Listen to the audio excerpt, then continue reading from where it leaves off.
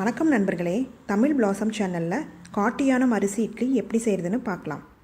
அதற்கு தேவையான பொருட்கள்: காட்டியானம் அரிசி 1.5 டம்ளர், அவுல் 1 டம்ளர், இட்லி அரிசி 1 டம்ளர், 3/4 டம்ளர் உளுந்து, 2 டீஸ்பூன் வெந்தயம்.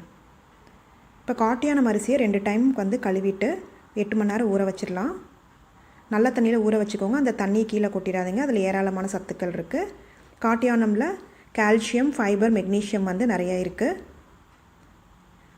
இப்போ இட்லி அரிசி, வெந்தயம், உளுந்து, அவுல் அப்புறமா ஊற வச்சுக்கலாம். இட்லி அரிசி, வெந்தயம், உளுந்து 2 மணி நேரம் ஊற வச்சுக்கலாம்.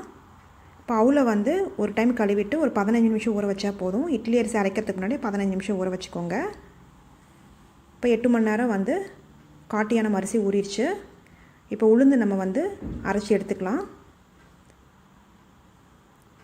பாருங்கள், நைஸாக அரைச்சாச்சு. இது பவுலில் ஊற்றிடலாம். காட்டியானம் அரிசியை நைஸாக அரைச்சி எடுத்துக்கலாம்.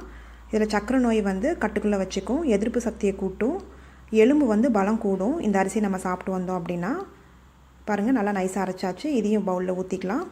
இந்த அரிசியில் புட்டு, அடை, இடியாப்பம் அந்த மாதிரி செஞ்சு சாப்பிட்டுக்கலாம். இப்போ அவுல், இட்லி அரிசி, வெந்தயத்தை நம்ம நைஸாக அரைச்சி எடுத்துக்கலாம். தேவையான அளவு தண்ணி ஊற்றி அரைச்சி எடுத்துக்கோங்க. பாருங்கள், நைஸாக அரைச்சாச்சு. இது பவுலில் ஊற்றிடலாம். ஊற்றிட்டு எல்லாத்தையும் நம்ம கலந்துடலாம். இதை நல்லா கலந்து ஒரு 8 மணி நேரம் புளிக்க விட்டுருங்க. இப்போ பாருங்கள், மாவு நிறையா இருக்கனால நான் 2 பாத்திரத்தில் ஊற்றி வைக்கிறேன். மாவை புளிக்கிறப்போ மேலே வந்துடும், அதனால் 2 பாத்திரத்தில் ஊற்றிக்கலாம்.